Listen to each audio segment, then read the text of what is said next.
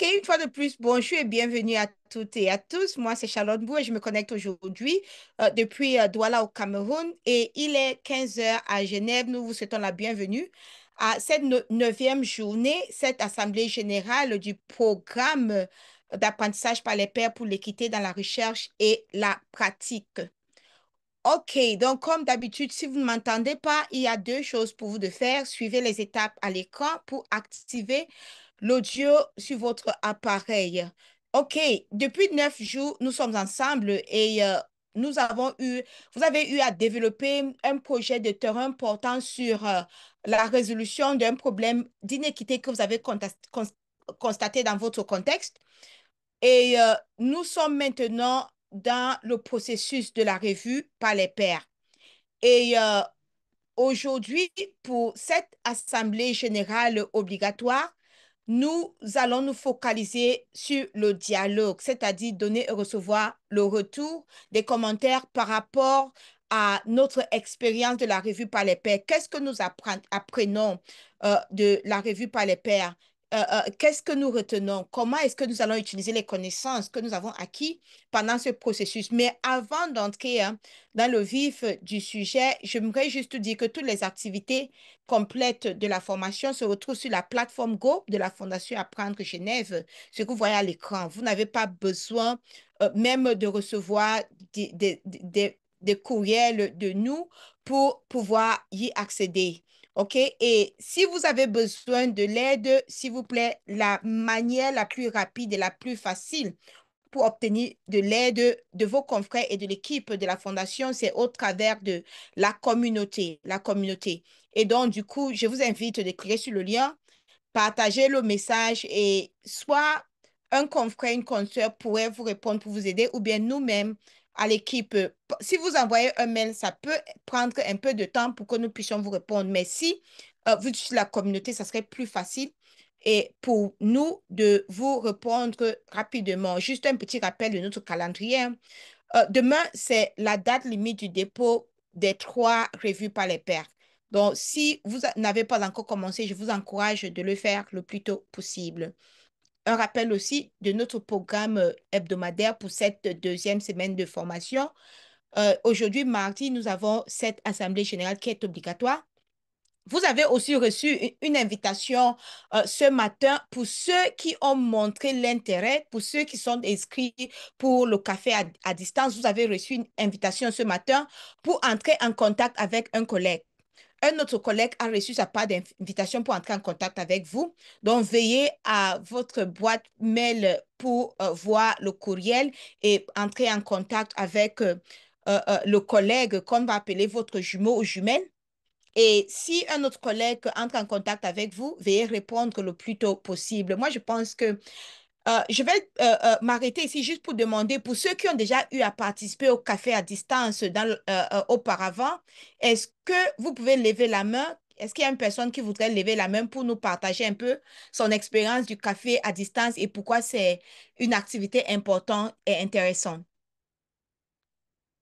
Est-ce qu'il y a les anciens scolaires dans la salle qui ont eu à participer hein, à cet exercice de café à distance? Je ne sais pas. Brigitte, je ne sais pas si Brigitte, tu es à mesure de prendre la parole. Ok, merci. Bonjour. Bonjour. Bon- bonjour. Ok, merci. Je suis Brigitte Megan depuis Yaoundé au Cameroun. Je veux parler un peu par rapport au café à distance. C'est quelque chose de très intéressant parce que cela nous permet déjà de découvrir des autres collègues d'autres pays. En plus, des échanges, faire des échanges par rapport à notre profession et savoir comment ça peut se passer chez lui et voir aussi comment ça se passe chez nous.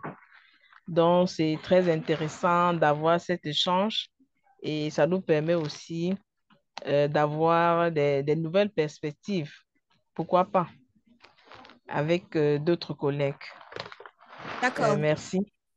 Merci beaucoup, Brigitte. Nicolas Kachama. Hmm. Oui, bonjour Madame Charlotte et bonjour à tous les participants. Oui, j'ai eu ces mails aujourd'hui pour entrer en contact avec mon partenaire concernant le café à distance. Et ce qui a été important est que je suis entré en contact avec un partenaire avec qui j'ai révisé son plan, son travail concernant le problème d'une équité. Et il était très content quand j'étais en train de lui expliquer ce que j'ai rencontré dans son plan et comment est-ce que j'ai donné certaines stratégies, certaines améliorations par rapport à son plan. Mais également, ce qui a été surprenant pour moi est que les collègues avec qui j'ai entré en contact avec lui et qu'au courant de la semaine prochaine, je serai dans sa zone de santé, une zone de santé du Nord Kivu, dans la zone de santé de Minova pour une activité sur une enquête nutritionnelle. Et il m'a donné vraiment des précisions là où il travaille dans un centre hospitalier où je vais maintenant lui rencontrer vis-à-vis pour qu'on puisse vraiment en discuter ensemble. Alors vraiment, l'ambiance a été très émouvante et j'étais vraiment très content. Merci beaucoup. Ok, surtout merci, merci pour ce partage, Nicolas. Et juste pour dire qu'il y a des amis, des amitiés de longue date qui ont été créées par ce biais du café à distance. Donc, du coup, il y a des gens que je connais depuis des années. Pourtant, la première Mhm. fois qu'on s'était rencontrés, c'était au travers du café à distance. Bien fait, Kitumani, je vois votre micro est ouvert, vous avez la parole. Oui, merci beaucoup. Très content, franchement. Moi-même, j'ai discuté avec Nicolas. C'est de lui qui m'a contacté. Et curieusement, on a eu un moment de discuter sur mon sujet et on a pris rendez-vous de se rencontrer physiquement. Et je pense que ça sera encore très productif. Et ce sont des amitiés, franchement, qu'on commence à créer dans ce contexte et ça va vraiment nous créer un grand réseau là. Très content de l'initiative. Merci beaucoup. Ok, merci. Nous devons avancer, mais disons, ok, je vais donner 30 secondes à Herman. Herman Kabongo, allez-y, très rapidement. Ok, merci. Bonjour, bonjour tout le monde. Vous me suivez? Oui, oui, oui, 5 sur 5, allez-y. Et on entend aussi la voix du bébé, mais c'est très bon, ça fait plaisir. Vraiment, c'est ça. Bon, j'ai à discuter avec une collègue. Elle est en Afrique du Sud. Moi-même, là, qui vous parle, je suis en République démocratique du Congo, précisément au Kasaï central. C'est là que je suis. Nous avons eu à échanger sur un des sujets là un peu différents. Elle m'a parlé sur la xénophobie qui bat record en Afrique du Sud. C'est une Ouais. Congolaise qui vit en Afrique du Sud. Il y a vraiment un problème d'iniquité là-bas en Afrique du Sud. Tous les restaurants, les ressortissants qui viennent d'autres pays ont vraiment des problèmes d'accéder aux soins de santé primaires et aussi pour trouver vraiment l'embauche là-bas de façon gouvernementale, c'est tout à fait un problème. Et je lui ai partagé aussi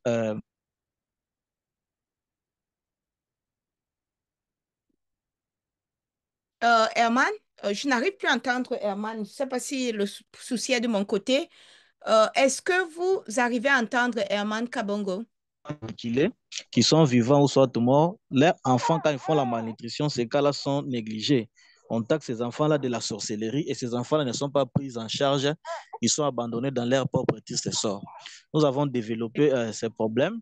Elle a eu vraiment à me donner aussi beaucoup de directives, tout en étant en Afrique du Sud, mais ici à Kananga. Elle a des contacts au niveau même du gouvernorat, voilà.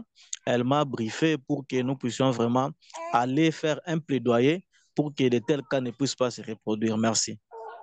Ok, merci beaucoup pour ce partage, Herman Kabongo. Donc, je pense que nous pouvons avancer. Wekong, je note que votre main est levée.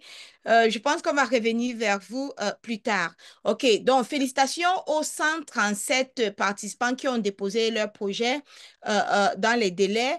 Et maintenant, la prochaine étape, c'est vraiment la revue par les pairs qui doit être complète d'ici demain. Donc, 3 revues, réaliser 3 revues par les pairs avant 23h59, heure de Genève de demain. Et puis, je tenais au moins à honorer ici et à saluer les 41 personnes qui ont déjà terminé les revues par les pairs. Donc, ils ont complété les 3 revues. Et cette liste a été préparée aujourd'hui à 13h30. Donc, du coup, si vous avez terminé vos revues après 13h30, que votre nom ne va pas figurer ici. Mais juste ça, c'est juste pour honorer ces personnes et dire que tout à l'heure, si vous êtes ici dans la salle, on va se retourner vers vous parce que j'ai comme d'habitude, les questions à vous poser. Et comme je l'ai dit tout à l'heure, 137, 5 personnes se sont inscrites pour le café à distance. Parmi donc, et toutes ces personnes, c'est les personnes qui ont accepté qu'on partage leur contact avec les pairs. OK, donc, du coup, si vous n'avez pas accepté qu'on partage vos contacts avec les pairs, votre nom ne va pas figurer parmi ceux qui participent au café à distance. Donc, maintenant, je fais la pause. OK, je voulais, OK, d'accord. Donc, juste pour dire que, rappeler encore une fois de plus que vous devez déposer 3 revues par les pairs d'ici demain. Et si vous avez des questions, des soucis, rendez-vous demain pour notre séance de soutien par les pairs. Et après la revue par les pairs, c'est-à-dire d'ici à partir de vendredi, vous allez recevoir des commentaires des pairs par rapport à votre projet. Donc, vous devez accéder à la plateforme à Jour 11 pour consulter les commentaires des collègues. Notre conseil pour vous, c'est de sauvegarder les commentaires, copier et coller les commentaires dans un document Word pour référence. Et rappelez-vous que les pairs peuvent avoir des opinions divergentes. Dans le passé, nous avons eu des collègues qui nous demandent, mais une personne m'a donné ce retour, l'autre m'a donné un retour qui est complètement contraire. Qu'est-ce que je dois faire? C'est à vous vraiment de juger par rapport à votre maîtrise de votre contexte, votre maîtrise de votre situation. Quel est le retour, les commentaires qui vont beaucoup plus vous aider dans la révision de votre projet? Maintenant, vous allez, après avoir consulté les commentaires, vous devez réviser votre projet. Et on conseille souvent, vous pouvez programmer environ 3 à 4 heures à la révision. Pas une fois, vous pouvez dire, OK, pendant au cours de 3 jours, je vais consacrer 1 heure chaque jour pour la révision, ou bien 30 minutes, 45 minutes pendant 4 jours pour la révision. Et puis, vous devez revoir la grille Criterier, votre projet original et les commentaires des pairs. Identifiez 2 à 4 domaines principaux à améliorer. Vous ne devez pas faire des petites améliorations partout, mais voyez vraiment là où vous pensez que selon les commentaires des pairs et selon aussi ce que vous avez compris, OK. Je vois Denali Laurent Jani qui dit, cherche alors, vous n'avez pas du tout valorisé les scolaires qui ont fait au moins 2 revues sur 3. Donc, oh, Denali, si vous avez déjà fait 2 sur 3, félicitations à vous, mais vous, ici, on a décidé d'honorer vraiment ceux qui ont, la tâche n'est pas complète tant que vous n'avez pas complété les 3 revues. Donc, tant que vous n'avez pas complété les 3 revues, vous ne pouvez pas passer à l'étape suivante. Donc, du coup, c'est pour cela que nous honorons ceux qui ont déjà fini avec la tâche, OK? Donc, mais néanmoins, si vous avez commencé, félicitations. Si vous n'avez pas du tout commencé, je vous encourage de le faire le plus tôt possible. OK, donc comme je le disais tantôt, vraiment concentrez-vous sur les changements qui correspondent aux exigences de la grille critériée. Vous n'êtes pas obligé de mettre en œuvre toutes les suggestions. Souvenez-vous que les commentaires des pairs, c'est des suggestions. Vous maîtrisez votre contexte plus que tout le monde. Donc, c'est à vous de prendre ce que vous pensez peut être le plus utile, qui est en accord avec la grille critériée et utiliser cela pour implémenter la révision de votre projet. Maintenant, après avoir terminé avec la révision, il y a ce que nous appelons l'auto-évaluation. Prenez la peine maintenant, mettez-vous dans le corps d'un père et faites une autocritique de votre projet en utilisant les critères de la grille critériée. Vraiment, dites-vous que si vous étiez un père, quelles sont les questions que vous allez vous poser? Et lorsque vous faites cela, ça va vous permettre de savoir si votre projet est prêt pour la soumission finale. Si une tierce personne connaît ce projet, est-ce qu'il peut l'implémenter dans son contexte sans vous consulter? Donc, c'est ça la question que vous devez vous poser et tenez compte de tout ce que vous avez appris pendant tout l'exercice, depuis le début, donc la journée de découverte jusqu'à la revue par les pairs, tout ce que vous avez appris depuis le début de la formation, vous devez l'utiliser euh, pendant la révision de la version finale. OK? Et puis maintenant, à J15, vous allez télécharger votre projet révisé sur la plateforme et toujours, avant de soumettre, vérifiez que vous avez téléchargé le bon document. Parce que si la version finale est le mauvais document, vous allez perdre votre certification. Donc, s'il vous plaît, il faut faire très attention par rapport à cela. Et si vous constatez que vous avez déposé le mauvais document avant la date limite, si vous pouvez nous contacter par rapport à cela. Mais c'est très important pour vous de vous rassurer que vous avez déposé le bon document euh, euh, pour la version finale. Donc maintenant, j'ai assez parlé, j'ai beaucoup parlé. J'aimerais maintenant me retourner vers vous pour vous poser la question, une série de questions. Si vous souhaitez prendre la parole, surtout si vous avez commencé la revue par les pairs, vous avez déjà revu un projet, deux projets, tous les trois projets, je vous prie de lever la main. Sinon, je vais rentrer sur la liste et je vais voir ceux qui sont ici dans la salle. Ceux qui sont ici dans la salle, je vais vous demander directement d'activer le micro. Donc, je regarde ma liste.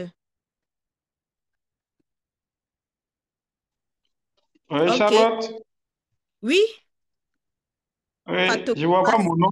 J'avais des soucis de connexion, c'est Sanogo. OK, oui. Oui. D'accord. Vous dites, je n'ai pas compris ce que vous avez dit. Bon, sur la liste de présence, je ne vois pas mon nom. Non, ce n'est pas la liste de présence, Sanogo. Ah, C'est ceux qui ont déjà bon. terminé les trois revues par les pairs. Vous êtes à quel niveau? Je suis à la troisième. D'accord. Donc, votre nom ne figure pas sur la liste, mais j'espère que d'ici demain, je vais, OK, demain, je vais mettre cette liste à jour. Donc, j'espère que d'ici demain, votre nom va y figurer. Inch'Allah, merci. D'accord. Charlotte, mets-moi aussi, s'il vous plaît. D'accord, il n'y a pas de souci, Patrice. OK, merci, Mbouessa. Vous avez la parole pour répondre à mes questions. On va commencer par celle-ci. Qu'est-ce qui vous a surpris dans les projets de terrain des collègues que vous avez revus, surtout en ce qui concerne leur situation, la situation d'iniquité qu'ils ont proposée? Et puis, par la suite, vous pouvez, qu'avez-vous appris en examinant ou bien en évaluant les trois projets d'équité? Et puis, donnez-nous un exemple d'un retour d'information que vous avez partagé avec l'auteur afin de lui permettre d'améliorer une section de son projet. Donc, voilà les questions. Et puis, peut-être une chose que vous avez appris, que vous allez dans la revue par les pairs et qui va vous aider à améliorer votre propre projet. Merci, vous avez la parole. Merci beaucoup.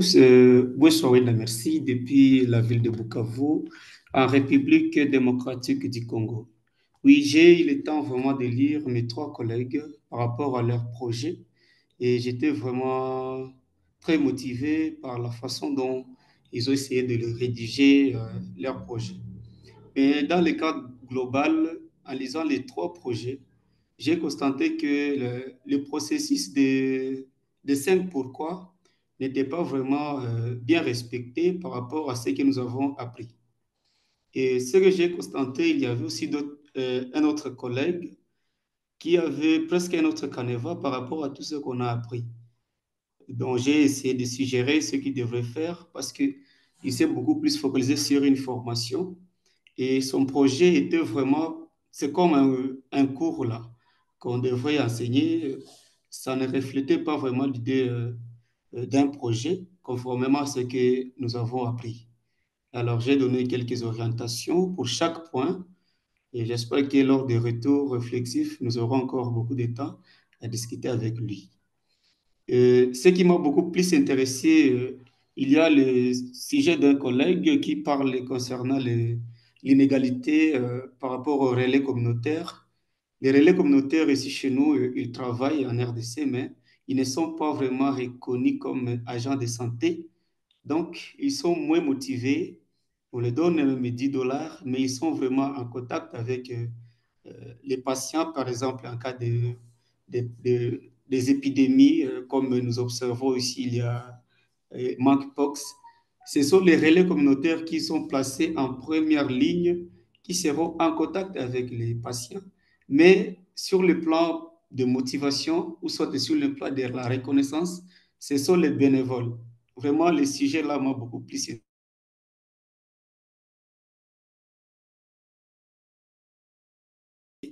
Ça se passe même dans ma communauté. Les relais communautaires, donc on est du Congo. Et voilà ce que j'ai essayé de lire par rapport à ces trois projets-là. Mais les projets qui m'ont beaucoup plus intéressé, c'est ceux qui parlent des relais communautaires. Merci.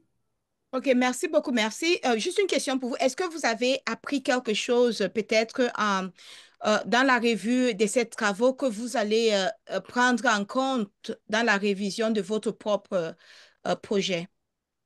Oui, oui, j'ai appris vraiment parce qu'il y a l'un de mes collègues, par rapport à son plan d'action, et j'ai trouvé ce qu'il a présenté, ça m'a vraiment beaucoup plus convaincu. euh, Parce que ce que moi j'ai proposé par rapport au plan d'action, et il y a ce que, donc je partais beaucoup plus sur le plan général, au lieu de me Mhm. focaliser sur ma communauté, ce que moi je peux être en mesure de faire. Alors, Mhm. donc, mes plans d'action se focalisaient beaucoup plus à la charge du gouvernement. Or, l'objectif n'est pas là. L'objectif est que dans ma communauté, qu'est-ce que je peux faire comme acteur? Et par rapport au sujet de mon collègue là, lorsque j'ai lu son plan d'action, je me suis dit que je dois modifier. Merci. D'accord. OK. Merci surtout à vous. Merci pour ce partage. Nous avons Abdou Razak. Abdou Razak, allez-y, activez le micro. Ok, bonjour, merci beaucoup. Et voilà, c'est Abdurazak depuis Niamey, Niger. Vous m'entendez? Oui, 5 sur 5. Et vous avez les questions à l'écran. Ma toute première question. Donc, Euh, ce qui m'a surpris, quand j'avais lu, j'ai un pressentiment vraiment d'uniformisation des systèmes de santé parce que les difficultés que j'avais lues avec mes collègues qui sont en Guinée, je pense, et celui qui est en RDC, et moi qui suis au Niger, avec environ 13 ans que je fais sur le terrain, j'ai constaté que les problèmes en lien avec l'équité restent le même. Ça, c'est le premier aspect que j'ai eu à remarquer, surtout celui des CPS, là, des chimioprophylaxies saisonnières, parce que quand j'avais lu pour, je pense, les collègues de Guinée, directement, ça m'a rappelé dans l'exercice de mon travail, et on était dans un village, à la périphérie du village, j'ai vu qu'on a versé même le comprimé là des CPS qu'on est censé administrer vraiment aux enfants. Donc, vous voyez, lui, il avait évoqué les problèmes de distribution. Moi, j'ai vu, on a distribué à la population, mais malheureusement, ils ont jeté. Du coup, ça m'a interpellé au manque de sensibilisation et voilà, d'où une vraiment remise en cause à tous les agents de santé pour que l'accent soit mis vraiment dans l'accompagnement, surtout des communautés qui sont dans les centres périphériques ou ruraux, dans le cadre de la prise en charge des patients tout court, que ce soit dans le cadre préventif ou curatif. OK. Donc, ce que j'ai eu comme sur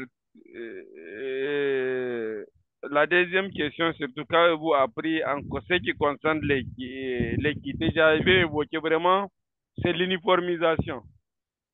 Donc, on a vraiment des travail à faire. On doit redoubler d'efforts par rapport à l'équité qui souffre ou bien qui manque vraiment dans nos institutions sanitaires ou bien dans nos communautés. Donc, quand vous prenez les cas, par exemple, Au Niger, on a des relais ICCM qui sont formés par l'UNICEF ou avec leurs partenaires de mise en œuvre qui administrent les soins des premières lignes. Mais bon, quand même, je constate que vraiment, malgré tout le travail abattu, et en ce qui pour renforcer le système de santé au niveau communautaire, beaucoup reste à faire. OK. Et Oui, est-ce que vous oui, pouvez allez-y. donner, est-ce que vous pouvez donner un exemple d'un commentaire que vous avez partagé avec un auteur d'un projet pour l'aider à améliorer une section spécifique de son projet? Ça peut être que la première section sur sa situation, ça peut être l'analyse de la cause profonde, ça peut être son rôle, ou bien ça peut être la partie du plan d'action. Donc, par rapport à ça, moi, ce que j'avais constaté, c'est surtout ce que, euh, avec, avec le collègue, je pense, qui a parlé de distribution des CPS là. Donc, au niveau des problèmes vraiment de distribution, moi, j'avais évoqué comment on appelle ça, un point vraiment à creuser davantage ce qui est à la base. Il se pourrait que c'est le déplacement de la population. Il se pourrait que c'est un problème même d'acceptation au niveau de la communauté. Donc, et par rapport à cette distribution des médicaments pour la prévention des paludismes qui est un démon épidémique vraiment dans nos zones. Donc là, on doit encore creuser pour comprendre ces problèmes de distribution. Parce qu'au niveau central, il y a la disponibilité selon ce que j'ai compris, mais au niveau de distribution, il y a problème. OK, d'accord. Merci beaucoup, Abdourazak. Je vois la main levée de Hyacinthe Zungrana. Hyacinthe, allez-y, activez le micro. Vous avez la parole. Ok, bonjour Charlotte et bonjour à tous. Donc, je suis Yacine Zungrana du Burkina Faso. Donc, j'ai eu à évaluer ou à proposer des amendements sur 3 projets de mes collègues que j'ai trouvé fantastiques, qui retracent des problèmes d'inéquité et, comme le collègue l'a dit précédemment, qui sont omniprésents. Ça veut dire que c'est presque les mêmes choses que nos pays vivent en problème d'inéquité sanitaire. Mais ce qu'il faut dire, il faut qu'on reste nous tous collés aux critères qui ont été donnés pour que le travail soit parfait au fait. Parce que souvent, chacun a son propre, je veux dire quoi, son propre carnaval et ça devient un peu compliqué. Donc, il faut dire que j'ai eu à apprendre beaucoup sur tout ce qui est de l'organisation de la communauté. Pour que ces pratiques d'inéquité, il faut qu'on ait une communauté qui soit forte pour que la voix puisse être portée au plus haut. Et ce que je peux dire, c'est que j'ai eu un cas d'un collègue qui fait cas d'une personne qui n'a pas eu de soins pour une urgence chirurgicale. Il a eu un abdomen chirurgical. Donc, par faute de moyens, on lui a dit qu'on ne peut pas lui procurer les soins parce qu'il n'y a pas une subvention de l'État au niveau sanitaire. Donc, sa cause profonde, c'est que c'est le manque de subvention. Mais je lui ai suggéré si on pouvait aller au-delà pour qu'on voit ensemble cause profonde l'absence de mise en place d'assurance maladie universelle. Parce que ce qu'il y a, c'est que l'État souvent a des partenaires financiers et techniques qui les appuient quant à la gratuité des soins. Et quand ces partenaires sont défaillants, tout le système est défaillant et ça complique encore la prise en charge. Mais si ce sont nous-mêmes qui nous organisons en mutuelle, en assurance, je pense que c'est encore plus simple et c'est encore plus durable pour que toutes les couches sociales puissent être prises en charge, quelle que soit leur situation. Donc, merci. Voilà ce que je voulais dire. Mais juste une autre question pour vous, Hyacinthe. Oui. Dans la revue par les pairs, est-ce qu'il y a quelque chose de particulier que vous avez appris, que vous allez utiliser lorsque vous allez réviser votre propre projet? Effectivement, j'ai dit sur les pistes de solutions, c'est l'organisation de la communauté, que ce soit les villageois, si je peux le dire ainsi, faut organiser ce qui est des chefs coutumiers, il faut organiser les leaders religieux, ce que les gens ont proposé. Je trouve que c'est très pertinent pour que tout cela ait une voix qui porte quand il y a une injustice qui est là. D'accord. Merci beaucoup, Hyacinthe, pour ce partage. Donc, depuis que nous avons commencé, il y a eu une sorte d'iniquité en ce qui concerne le genre des prises de parole. Donc, maintenant, j'aimerais inviter Solange. Comme ça, nous allons écouter notre première dame euh, de cette séance par rapport à ce dialogue sur la revue par les pairs.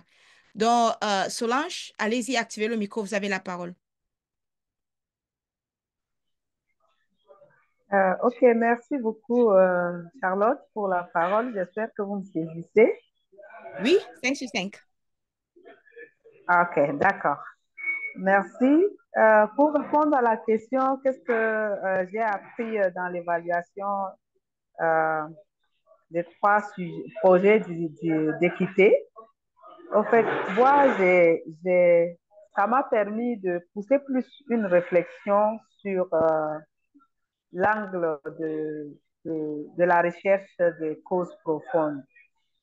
Je me suis en fait remise en question par rapport à cela parce que moi, je voyais la recherche de la cause profonde sous un angle, mais quand j'ai parcouru les trois projets, j'ai vu qu'il y a plusieurs angles qu'on peut choisir pour pouvoir creuser et trouver une cause profonde, c'est-à-dire un projet ne peut pas seulement avoir une seule cause profonde. Si on prend d'un côté, on peut retrouver une cause profonde, d'un autre aussi. Donc, ça m'a permis de remettre mon projet sur une autre réflexion. Cette piste aussi, elle est possible d'être explorée. Je me demandais si je prenais le projet à nouveau. Peut-être que je vais voir cela d'un autre angle pour pouvoir creuser plus. Et ce que j'ai aussi remarqué,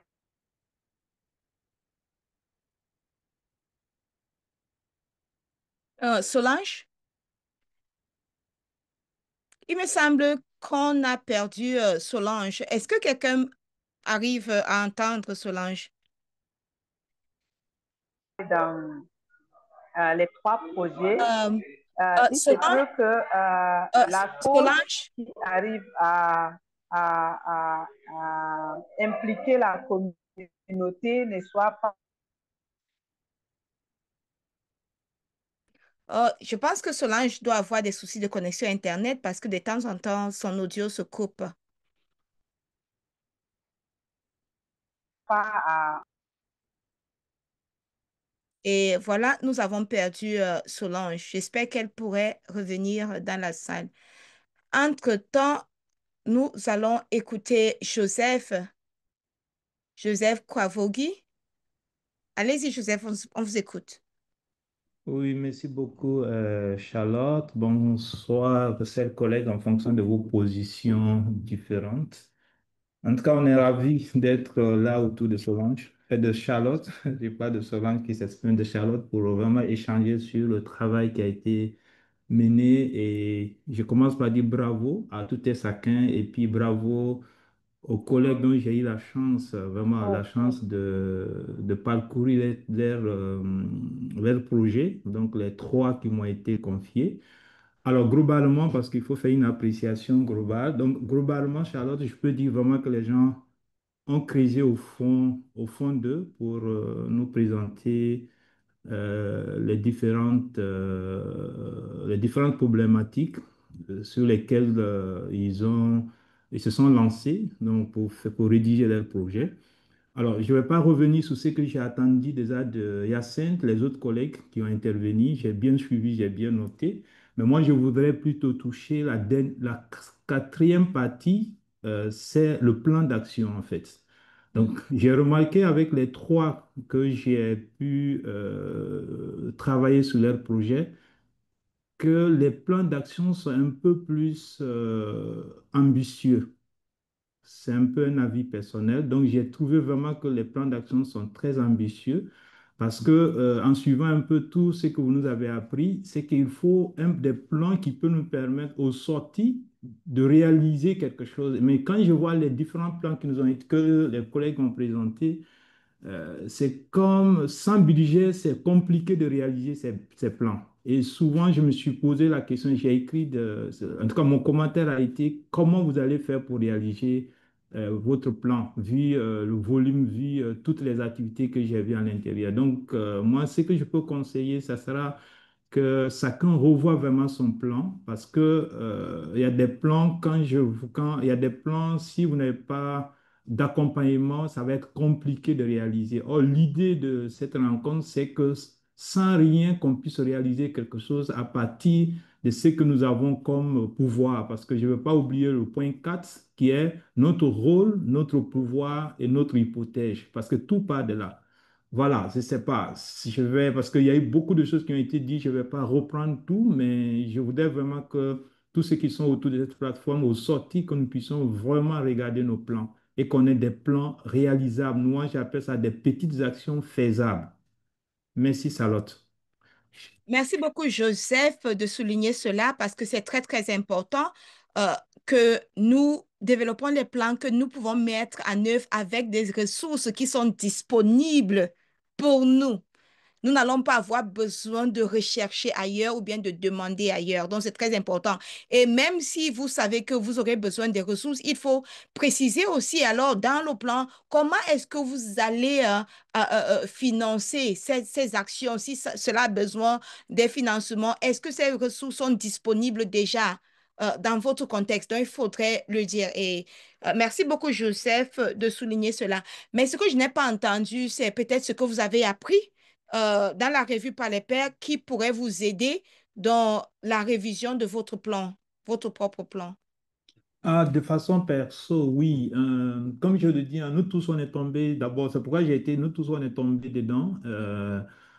J'ai vu que j'ai un peu rêvé et puis je me suis rendu compte que quand j'ai vu les autres, moi j'ai un peu moins rêvé, mais j'ai vu que les autres ont beaucoup rêvé. Donc ça veut dire un travail que je vais faire si je dois reprendre, ça va être vraiment être très regardant sur mon plan pour que je puisse avoir un plan réalisable, donc que j'ai la capacité de réaliser en tenant compte de mon rôle et de mon pouvoir parce que je fais un peu la corrélation entre les deux critères qui sont importants pour moi, pour essayer vraiment d'avoir un plan.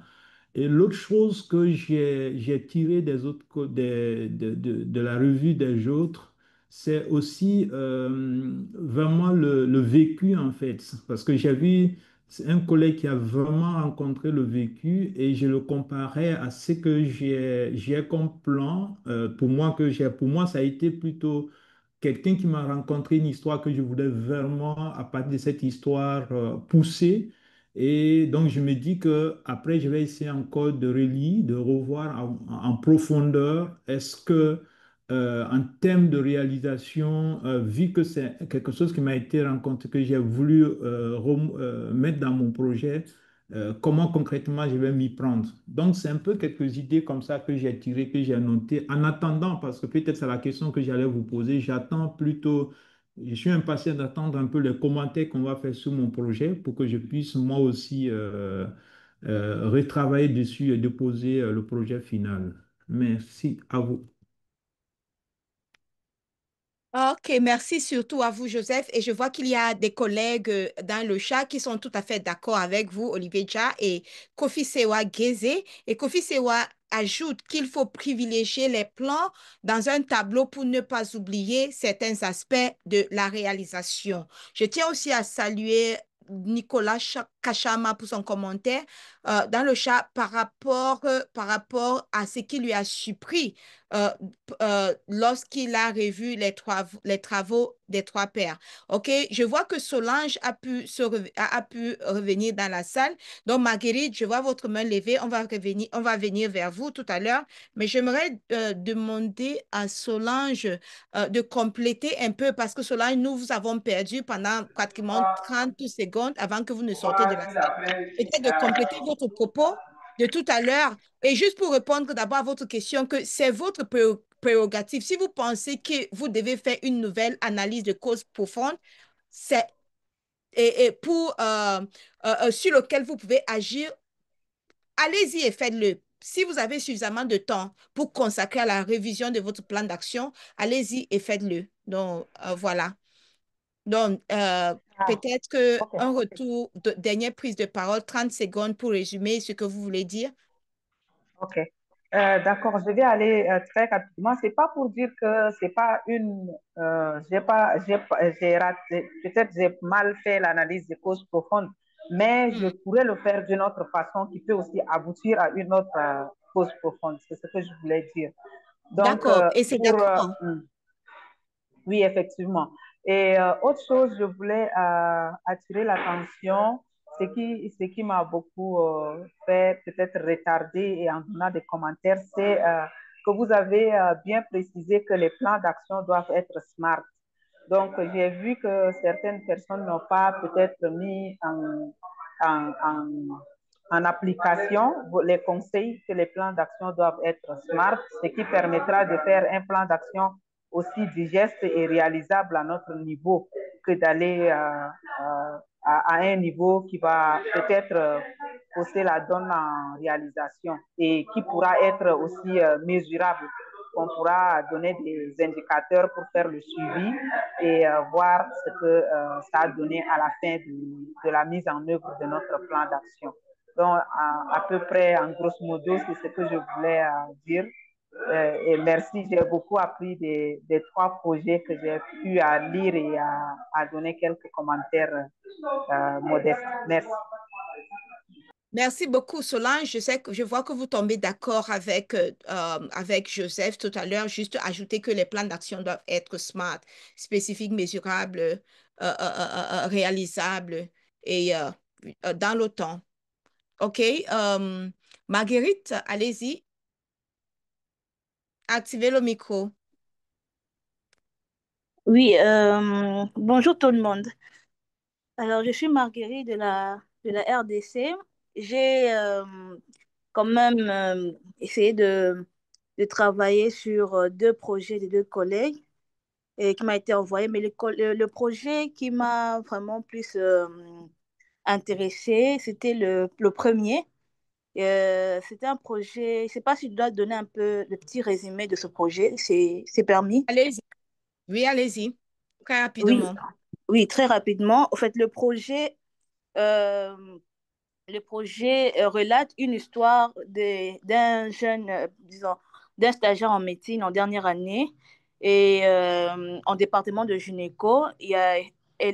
Bon, disons, le stagiaire avait constaté que les femmes accouchées étaient entassées dans une chambre, dans une condition très, très, très précaire. Alors, et, il est arrivé une nuit où l'un de nouveau-nés avait convulsé et l'infirmière refusait de faire appel au médecin de garde parce que elle s'est dit que comme toutes les femmes qui étaient entassées dans une même chambre étaient là parce qu'il y avait manque de paiement de frais pour qu'elles puissent rentrer dans leur maison.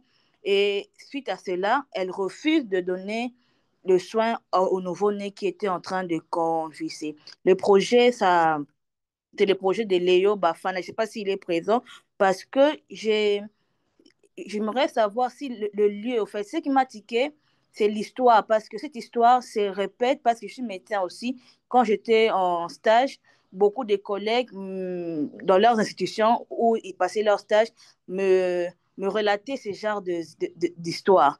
Et ça m'avait intéressé. Je voulais savoir si cette histoire a eu lieu dans quel temps et où, au fait, le lieu du contexte, parce que si c'était en République démocratique du Congo, c'est la période, parce qu'il y a 3 ans, il y avait, le président de la République avait mis en place la gratuité de la maternité. Et si cela s'est fait pendant la période de la gratuité, est-ce que le, la cause profonde va garder la même chose que ce qu'il a eu à énumérer? Et est-ce que le reste du travail gardera la même forme? Ce qui m'a un peu ticket parce que je voulais avoir un peu cette certitude. J'ai même eu à mentionner cela dans de différentes questions. Sinon, si cela s'est produit ailleurs, c'est que le travail a été très bien fait et ce que j'ai pu apporter comme point d'amélioration, c'est ce que j'ai dit en amont, la clarté de temps et de lieu et, et surtout la fréquence de la situation que le système de couverture ou de prise en charge, est-ce que ça existe?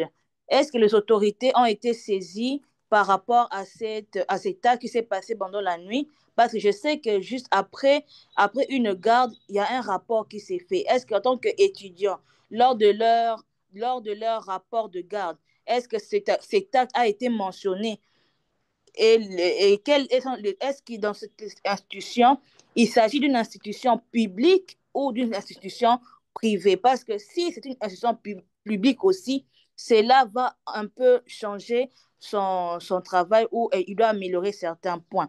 Est-ce qu'il existe aussi une politique hospitalière claire pour le cas d'urgence dans cette institution-là où il s'est trouvé?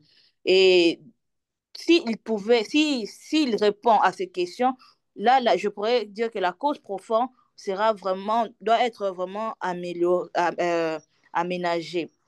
Et sur, sur le reste de travail, je vais parler aussi sur le plan d'action.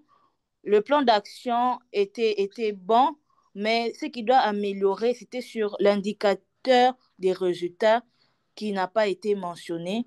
Mais peut-être qu'à la longue, quand il va essayer de revoir avec son projet, peut-être que il y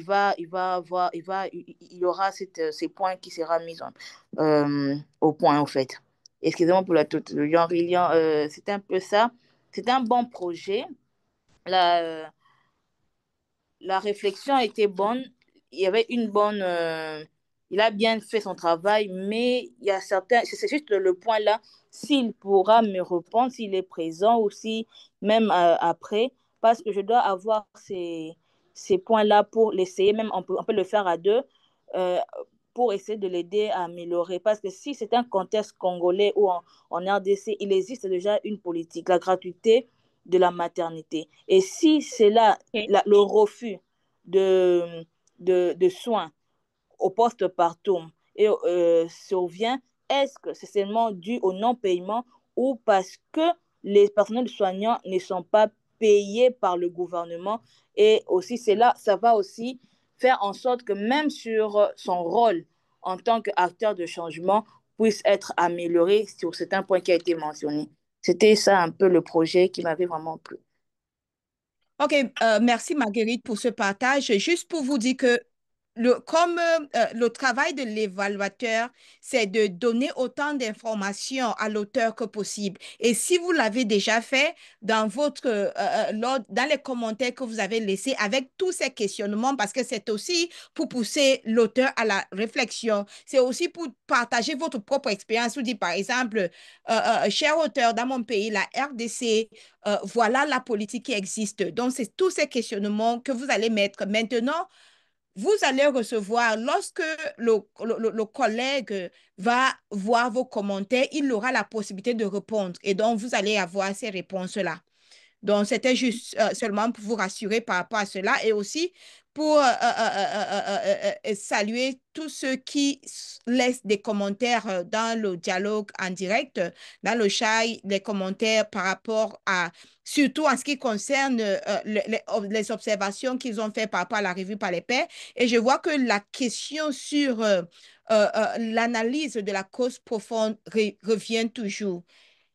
Et donc, juste pour dire et pour préciser que l'analyse de la cause profonde utilisant la méthode des 5 pourquoi indique que lorsque vous posez la question pour chercher à savoir pourquoi un problème d'iniquité survient dans votre contexte, il est question pour vous de répondre à cette question. La réponse que vous avez, c'est votre premier pourquoi. Et lorsque vous avez ce premier pourquoi, le deuxième doit découler de la première. Le deuxième pourquoi découle de la première. Le troisième découle du deuxième. Le quatrième découle du troisième. Et le cinquième découle du quatrième. Et donc, votre cause profonde, c'est cette raison, c'est cette cause sur laquelle vous pouvez agir. Et ça peut être la cinquième. D'autre part, vous pouvez constater qu'après 5 pourquoi, vous n'arrivez toujours pas, vous pensez que vous devez creuser davantage. Donc, il n'y a pas de mal à ce que vous allez jusqu'à 6 pourquoi ou 7 pourquoi. Mais le plus important, c'est trouver une cause sur laquelle vous pouvez agir avec votre communauté sans avoir besoin des ressources extérieures. Donc, je voulais juste faire cette précision. Et il y a un commentaire ici, un questionnement de Solange dont j'aimerais amener à l'attention de tout le monde ici. Comme ça, vous pouvez agir. Donc, Solange dit, j'ai été vraiment surprise de constater une iniquité dans l'énoncé d'une injustice. On reprochait à un médecin sortant d'une garde d'avoir refusé de prendre en charge un patient. Or, j'ai trouvé qu'obliger un médecin à cumuler des heures de travail sans répit constitue déjà en soi une iniquité. Donc, qu'est-ce que vous pensez de cet énoncé-là? Est-ce que l'iniquité était le fait d'obliger le médecin de prendre en charge un malade après une garde? Ou bien l'iniquité était le fait que le médecin a refusé de prendre en charge un malade lorsqu'il n'était pas de permanence parce qu'il avait déjà terminé sa garde? Donc, pendant que vous réfléchissez, j'aimerais lire le commentaire de Denali Laurent qui est très long. Il dit, pour ma part, je n'ai pas fini la revue du troisième projet à moi affecté. Cependant, je peux faire les commentaires suivants. Par rapport à ce qui m'a agréablement surpris, tous les 3 collègues se sont bien investis dans la rédaction de leur projet. Un ou une collègue s'est vraiment donné le temps de lire et de comprendre la grille critériée avant d'aller à son projet. Leçon apprise, 2 choses que des scolaires, y compris moi, devront améliorer. Comment réellement faire l'analyse de la cause profonde et comment formuler des hypothèses critiques en ce qui concerne nos rôles et responsabilités. Ce que j'ai fondamentalement appris et qui m'aidera, c'est améliorer mon accroche et la chute respectivement au début et à la fin de la description de ma situation d'iniquité en attendant les retours des collègues reviewers. OK, Joseph, vous avez la parole. Oui, merci OK, beaucoup, et Charlotte, pour la... Joseph, si vous permettez, Joseph, après vous, on va écouter Kofi Sewa. Donc, allez-y, Joseph. Ok, donc très rapidement, je disais merci, Charlotte. Ouais, c'est une grande question hein, et ça revient même dans les reviews aussi. Hein. Alors moi, si j'ai une réponse à donner, je vais dire que là, il n'y a pas d'iniquité pour moi personnellement parce que, nous tous, nous avons travaillé à l'hôpital. Moi, je suis biologiste. Tu as passé toute la nuit et le matin, il y a un patient. Je pense que normalement, c'est une question d'organisation, mais que d'iniquité. Ça, ce n'est pas une question d'iniquité. Ça veut dire qu'il y a un autre médecin qui doit faire le relais parce que l'autre est épuisé. Et s'il s'occupe et qu'il fasse quelque chose d'erreur médicale, plutôt on va le blâmer au lieu du travail qu'il va faire. Donc, moi, si j'ai un avis à donner, il n'y a pas d'iniquité, mais il y a une question d'organisation de l'hôpital qui fait que l'heure du médecin étant passée, il est épuisé, il doit aller se reposer. Et il y a d'autres médecins d'autres professionnels qui doivent prendre le relais pour prendre en charge la dame. Donc, ça, c'est ma première réponse. Et pour finir, la deuxième réponse maintenant, l'iniquité peut survenir lorsque la dame, ça veut dire au niveau de l'hôpital, il y a d'autres professionnels, mais que l'hôpital refuse de prendre en charge la dame qui souffre. Donc, il y a l'autre médecin qui est épuisé, les autres sont là, on les demande, mais les autres refusent d'assurer la prise en charge de la dame. Bon, peut-être il peut avoir des prétextes ou il peut avoir d'autres arguments. Et là, moi, c'est là où je peux qualifier qu'il y a soit l'inégalité ou l'iniquité qui interviennent. Voilà un peu ma réponse que je peux partager, chère Charlotte. Merci beaucoup, Joseph, pour ça. Allô, Charlotte, vous m'avez suivi?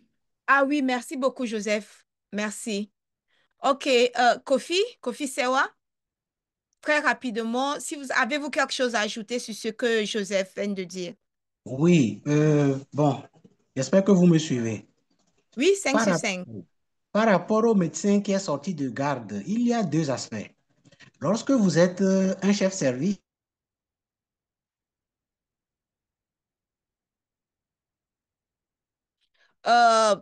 il me semble que nous avons perdu Joseph.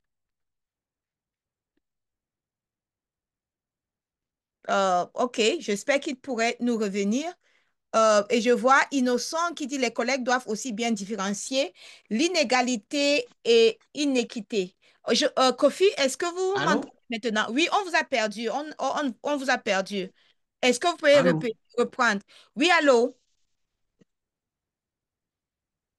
Oui, allô? Oui, Est-ce oui, que vous me suivez? oui, maintenant on vous suit, mais on ne vous entendait pas du tout.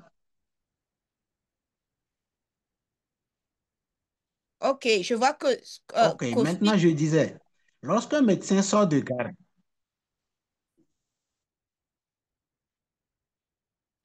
Malheureusement, Kofi, vous allez devoir écrire votre commentaire dans le chat, s'il vous plaît, parce que nous avons du mal à vous suivre.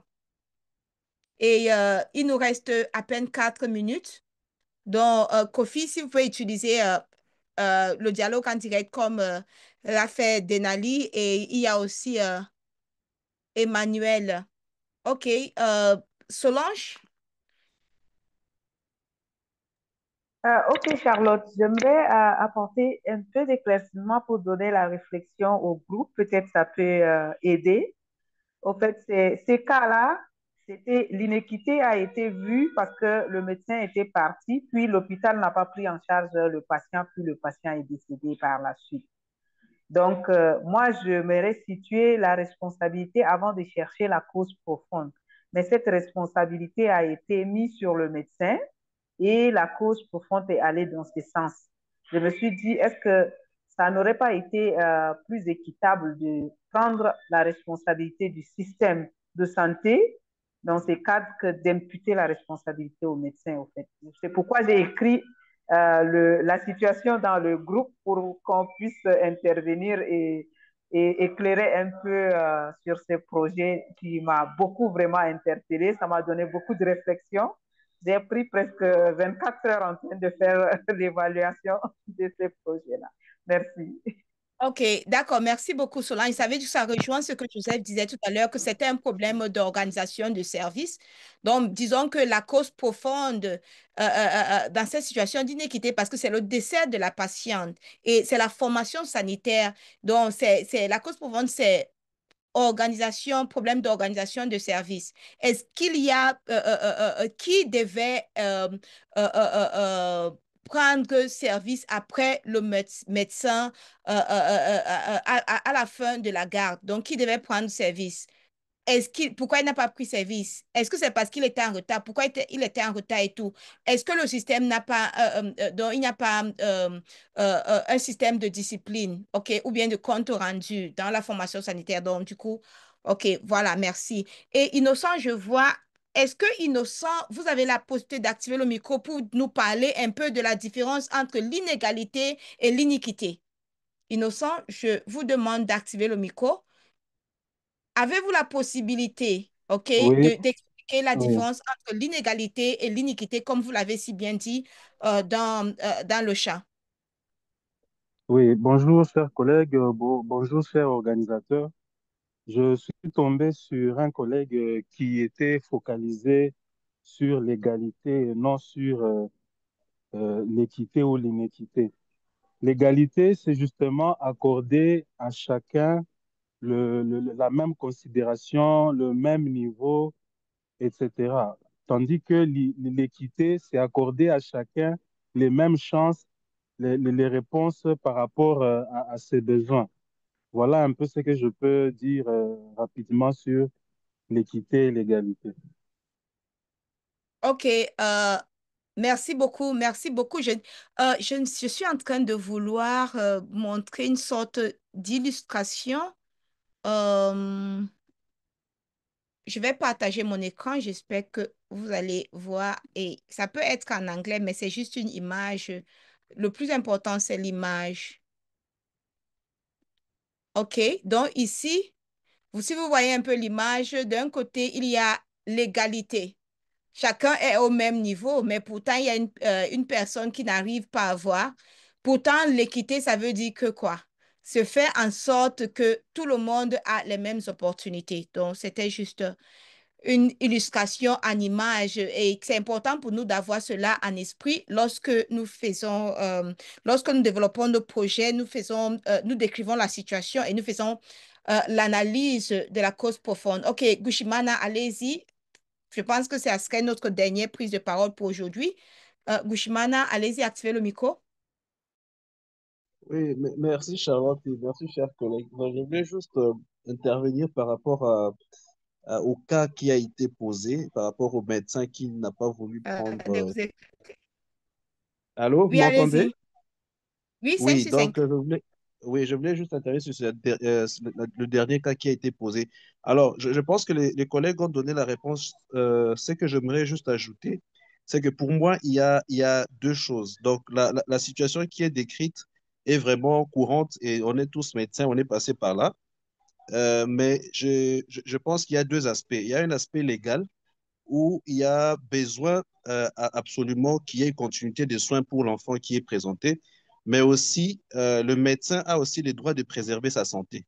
Si, comme vous l'avez dit, après une longue garde, il n'est pas en mesure de prendre en charge l'enfant et que s'il commettait une erreur, ça serait des poursuites, ainsi de suite, il a le droit de préserver. Mais d'une part aussi, toujours du point de vue légal, s'il refuse de prendre en charge cet enfant et qu'il n'y a pas d'autre solution et qu'il n'y a pas continuité de soins pour l'enfant, je pense qu'il est aussi dans l'obligation de prendre cet enfant en charge. Donc, il faut vraiment bien nuancer. Peut-être que l'histoire, au lieu de mentionner juste cet intitulé, on aurait pu voir d'autres aspects ou raconter bien l'histoire pour qu'on voit dans quel contexte les médecins n'ont pas pu avoir. Mais je pense que les réponses que les autres collègues ont données sont pertinentes et je pense que c'est correct. Donc, il faut vraiment bien étudier les cas pour que la réponse soit comprise et de toutes les parties. Merci. D'accord, merci beaucoup pour ce partage, Gushmana. Et oui, nous n'avons pas tout l'image de la situation, mais nous espérons que le confrère qui a rédigé ce projet va écouter, s'il n'est pas ici, va écouter l'enregistrement et pourrait prendre en compte surtout toutes ces considérations, mais surtout, je suis sûre que Solange qui a fait la revue vis-à-vis peut-être de son propre expérience et les deux autres collègues qui vont aussi revoir ce projet pourront sûrement laisser des commentaires qui vont permettre à ce collègue d'avoir peut-être une vue d'ensemble et de mieux donc ajouter les détails qui seront essentiels pour mieux comprendre la situation. Donc, juste avant de clôturer aujourd'hui, je voulais juste une fois de plus rappeler pour ceux et celles qui sont encore en train de faire la revue par les pairs, juste nous rappeler notre règle d'or, rédiger, laisser les commentaires d'une manière que vous aimeriez vous aussi le recevoir. Toujours vous poser les questions, à savoir si vous avez pris le temps de lire attentivement et de comprendre pleinement le projet du père. Vous demandez pourquoi vous avez donné une note particulière et pas d'autres. Est-ce que vous avez bien expliqué la note dans vos commentaires? Quelles sont les suggestions spécifiques et constructives que vous pouvez faire pour aider le père à s'améliorer? Avez-vous des expériences et des perspectives professionnelles à lui partager? Donc, par exemple, dans la situation dont Solange vient de mentionner, est-ce que vous avez eu à faire face à une telle situation en tant que médecin? Qu'est-ce qui a été fait dans votre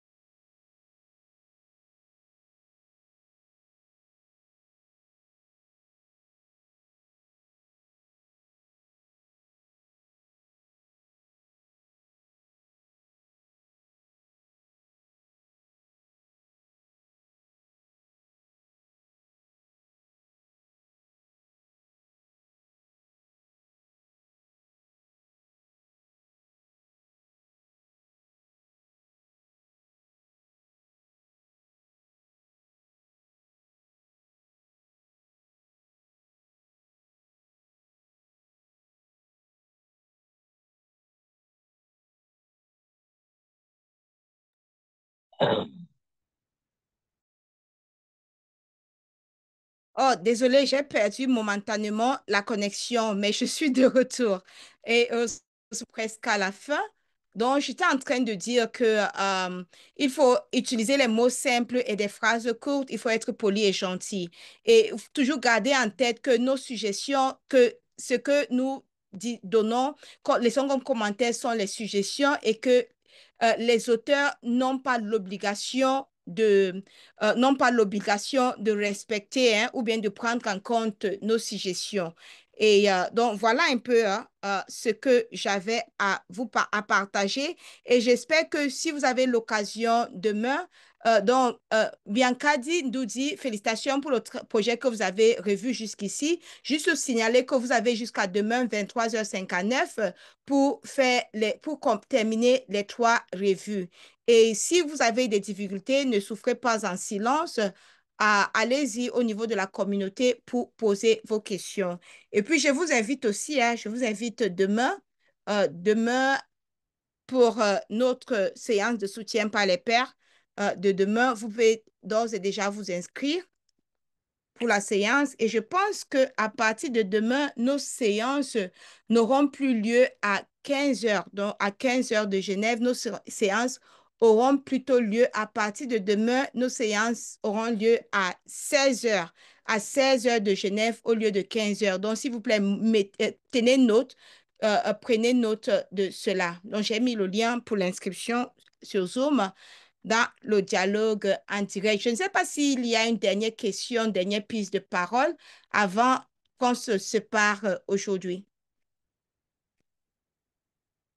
Mais je tenais d'abord à dire merci. Hein. Il y a eu des contributions très, très pertinentes et les échanges ont été très riches aujourd'hui et je pense que nous avons tous beaucoup appris de ces échanges.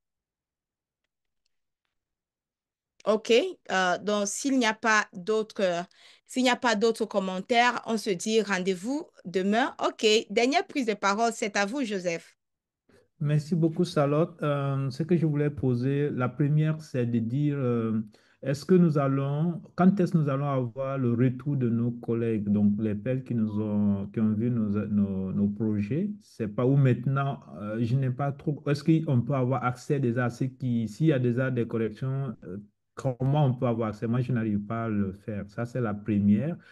La deuxième, est-ce que vous allez nous outiller? C'est vrai que vous avez fait un aperçu sur l'équité, l'égalité, comme vous venez de dire, mais est-ce qu'il y a un document, un support vraiment qui va nous permettre d'avoir plus d'informations de façon vraiment pédagogique, que nous pouvons utiliser même pour nos présentations, on ne sait jamais, vu que vraiment on sort de cette formation plus ou moins expert, parce qu'il faut qu'on applique pour être expert. Donc, ce sont mes 2 questions. Merci.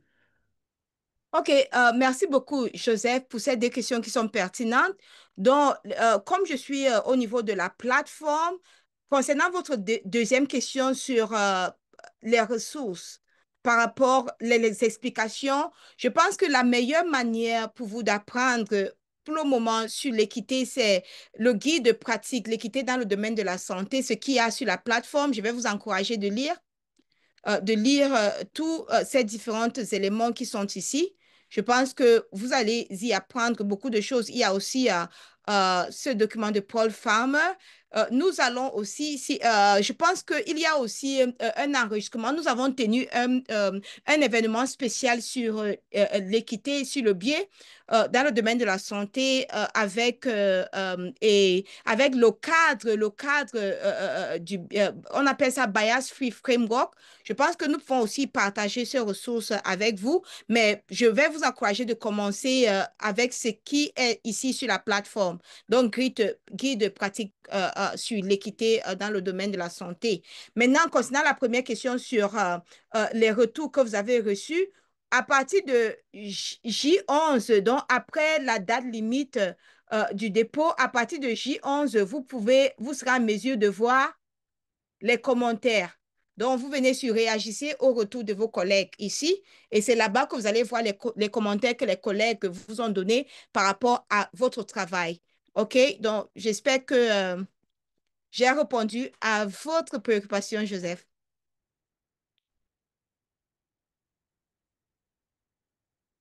D'accord, merci beaucoup. Et une fois de plus, merci. Et comme d'habitude, je vais faire comme d'habitude. Et je demande à tout le monde d'activer son micro. Et puis, je vais vous demander d'applaudir pour vous, surtout si vous avez commencé et vous avez terminé la revue par les pairs. Félicitations à vous. Et aussi, des encouragements pour ceux qui n'ont pas encore commencé. Merci. Merci. Merci. Thank you. Merci. Merci.